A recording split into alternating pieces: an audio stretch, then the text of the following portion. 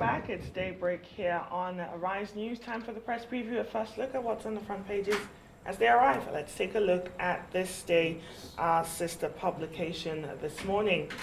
Leading headline from the President, Ahmed Tinubu. Akpabio, Abass, Emergence, good development for Nigeria. Some riders there. He says it's time to get on with serving the people and declares a readiness to transparently work with legislature.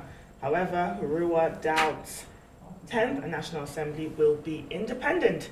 The leading photo there, no surprise, the President of the 10th Senate, the newly sworn in President of the Senate, Senator Godswill Akpabio, raising the gavel to symbolize his authority of office after the inauguration yesterday. More headlines this morning on the front page of This Day. Over 120 people killed since Tinubu's inauguration. That's coming from Amnesty International. And just above that, on the Black Strip, car boat mishap claims 100 lives. Above the nameplate of This Day this morning, Ondo State Governor Akeredolu writes Assembly hands over to deputy as he flies out for medical leave. Well, here's how The Guardian puts the story above the fold this morning. Tinubu's men lead 10th National Assembly, vow not to be rubber stamped. Of course, there's a spread of the pictures of those it refers to as Tinubu's men, starting with the President of the Senate, Godswill Akpabio, Jibrin Barua as Deputy President of the Senate, Tajuddin Abass, Speaker of the House of Representatives, Benjamin Kalu as Deputy Speaker, and of course the picture of the President and his vice there as well. On the other half of the paper, Nigeria's production hits 1.2 million barrels per day as Total announces oil discovery. Bloodshotted by Tada with only 25% of transfusion demand met yearly. That's disturbing. It also carries the story on former U.S. President Donald Trump.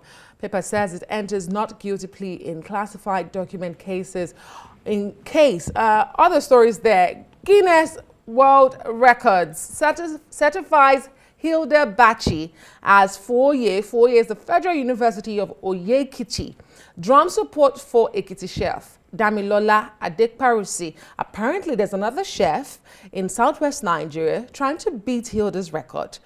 Even though we know that the Guinness World Record has now reduced Hilda's records from 100 hours to about 90 hours and some minutes. And finally, Akeredolu transmits power to Deputy Governor. That's the front page of The Guardian for you. Well, whether they reduce it or not, She's still the holding the champion and the record. Nigerian. Yeah. All right, let's look at what the Punch is saying on his front pages. The Punch newspaper. All right, good. 10th National Assembly. Tinubu's candidates floor APC rebels. Akpabio leads Senate. It has some riders. Abass beats Wase Jaji, emerges House Speaker. Yeri embraces Akpabio after defeat is expected. National Assembly won't be independent. Presidency handpicked leaders. This is coming from opposition parties, NNPP and LP, because you can see the pictures of that event that occurred yesterday. More than 25,000 trafficked Nigerian women girls trapped in Mali. This is coming from NAPTIP. And of course, fans crash website as GWR confirms Hilda Bachi's cooking record, while another one in Ekiti is trying to break that record. Ayada Tiwa steps in as Akeredolu goes on medical leave. On the top mast, a sad story. Governor Mon says 103 die in Kwara boat tragedy. All right, and then story on Trump. Classified documents. Trump aide arrested, face 37 counts. Well, the Tribune is also leading with the National Assembly story, but here's how they put it. Factors behind Akpabio Abass's victory as Senate President and Speaker. Let's look at some of the riders this morning. I will be transparent with NAS leadership, says Tinubu. How lack of consensus on Deputy Speaker slot destabilize G6 aspirants. I thought it was G7. Well, G6 aspirants. We will stand against any executive move not in public interest. That's coming from the speaker himself, Abass, according to the Nigerian Tribune this morning. Of course, it's leading with pictures from that inauguration of the 10th National Assembly, that of Akpabio and the speaker. A lot of recurring stories on the front page of the Nigerian Tribune this morning. Akeredolu goes on medical leave. Student loan law. Tinubu pledges more resources to education as NANS visits. Census will expire if not done this year. That's coming from the National Population Census Commission, which was supposed to have held that census and postponed it. I think that's about it on the front page of the Nigerian Tribune this morning. All right, let's look at the Sun newspaper. Let's see what it is saying on its front page. APC on NAS, APC zoning prevails. Akpabio Abass win as both as President of the Senate and Speaker of the House of Representatives. Tinubu advises Yeri, Carlo, others not to relent in service to constituents and Nigerians. We will stand with citizens, not executives.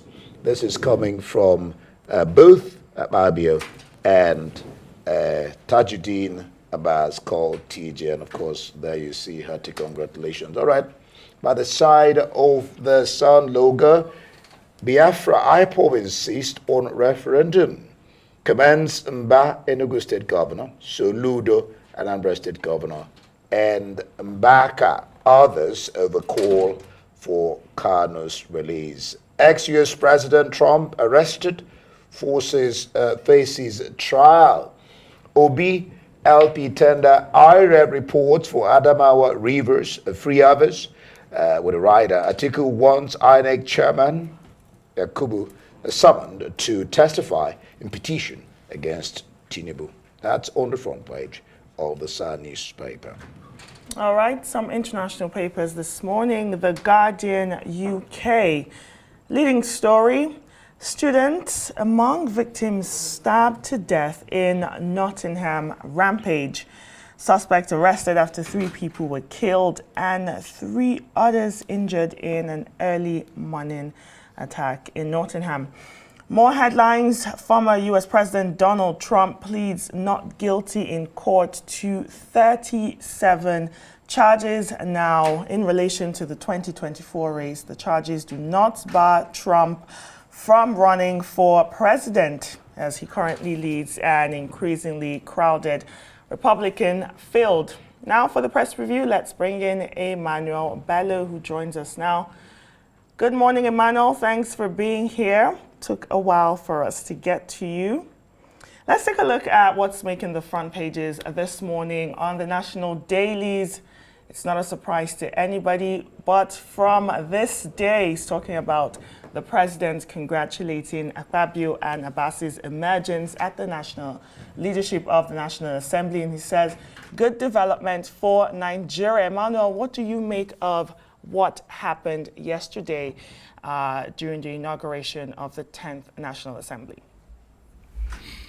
Well, in Nketi, there was nothing really earth-shaking about what happened yesterday. It was almost probably very believable and predictable. It's an outcome that I think a lot of people were expecting, that the leadership of the National Assembly was going to be the one that the party has actually chosen. From day one, everyone had made up their mind that this is going to work. But of course, between the time APC announced that and yesterday, there were a lot of hiccups and a lot of things that we are all reporting here, which the emergence of the rebel groups and all that.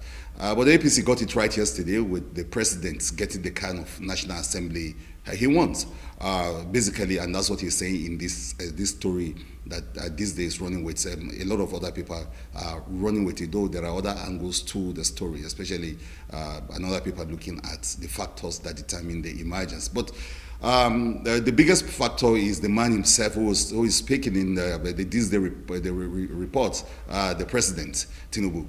He was the motivator, he was the initiator, and of course, he implemented it yesterday when he got the speaker that he wants, what you call the Senate president that he wants. And basically now you have, like a paper is reporting, I think it's The Guardian, saying Tinubu men dominate 10th Assembly. I think that's a very apt way of putting it, that Tinubu now has the kind of the kind of National Assembly he wants. Now, the big question is that good for everybody? He said it's good for the country. We are going to see how that happens in the course of time. But it's certainly good for him. He now has, yes men that will always do his bidding without too much hiccups. I think leaders, president, and even governors love those kind of things. They want a legislative arm that is not going to be too hard to deal with. There are people who say that it's also still good for the polity, because the back and forth, I think this is why I was making that point yesterday, the sort of infighting that you find between the legislative arm and the executive arm sometimes derails or even delay or actually slow down the implementation of certain things. So probably that's what the president is talking about. But like we was saying in that same report, human rights writers, the pressure group, saying that, look, it's not good for the polity. It does not enhance the sort of separation of power that we like to talk about. Doesn't even make this National Assembly an independent one. People talk about a rubber stamp, National Assembly. A lot of people are saying that this bears all the marks, all the telltale signs of a rubber stamp assembly, because they were handpicked. Others are saying, like the president is saying, no, it's good development. It means we can work better. We can have a synergy that will work for all. Well, is it safe to say that party supremacy has come to stay, and we're likely to see this happening in the governing party as against what we've seen in the past? Now, this is the candidates elected by the party. This is the party's choice. They emerged yesterday, like you said, to you, not much of a surprise, but when you look at the margin of those votes, some people will say perhaps it was unexpectedly wider than they thought, especially when you look at the House of Representatives, where you had about 353 to 3 votes. So party supremacy, is that good for our democracy, and has it come to stay, do you think? Well, in a democracy, and especially in a government like this, the party, wields a lot of power. In fact, party supremacy is not longer what it used to be. There are people who are old enough to tell you when the party was almost everything, where the national chairman of a party, for instance, takes center stage and determines everything. Between that time and now, the sort of party supremacy thing that we're talking about is not something you find there. The very fact that members of a party can actually oppose the decision of their party up to the point that we had yesterday tells you that a lot has happened between the time when the party was all in the days of the NPNs of this world, where you have the super national chairman of the party. Those were the days, when party were holding that kind of sway. Right now you have rebels, who can say no to decisions of parties and even try to pull a stunt. But this is better than, this was your question, this is better than last time where, you had those rebels actually winning over what the party was deciding. And a lot of people will say that it became a serious problem. I'm talking about the Saraki era, where it became a serious problem to the president then, because these were not people that he handpicked. But there are people who tell you that it was better for the polity then, that you had people that were not just handpicked, but that the process produced them. It would have been better. I think a lot of Nigerians too would have loved a situation where the legislative arm itself was able to throw up its leaders, decide who runs the place, that the process will be just determined by the legislative arm. But this is totally, you have the imprint and the handprint of the executive all over it. People worry that in the coming weeks or in the coming years, we're just going to have people that will kowtow to anything that the executive say. Some people will say that's not very good for the polity, but the president is saying that this is the report, that this is the best thing for the country, it's good for all of us. All right, let's look at the Punch. A sad story there. People of Kwara State are mourning 103 die in a boat tragedy. And of course, we go to Ondo State, where the governor, Keredolu, is on a medical leave and has handed over to Ayeda Tiwa, his deputy, to continue from where he stopped. And then the role parents should play. More than 25,000 trafficked Nigerian women, girls trapped in Mali. And if you like, desperation of people to get out of the country. Look at any of these stories. Of course, there's Hilderbach's record being ratified by the GWR, Emmanuel. Well, indeed, this seem to be really, but there's a string that is, that is running through all those stories, and that's human tragedy, human angle. Whether it is kids trapped in Mali, that's that story of the movement, the Japa thing, where people want to just leave, and they have to leave, even if it means going through what they call the route of death, or the tragedy of the over 100 people that died in that boat mishap. Again, it is for both story, whether you like it or not.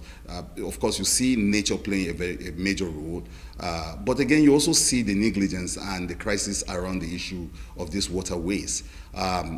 We probably have to, of course, still blame leadership there, because over the years we've had crisis of capsizing of boats and all that. What are the inland waterways bodies doing about people that need to use these waterways to crisscross large swamps of water? What are the safety nets there? Who is really watching over that mode of transportation? And a lot of people depend on those kind of things, even in this century, to cross rivers. And I'm talking of really rickety boats that, some of them 50 years old and beyond, and not even equipped with the right sort of thing.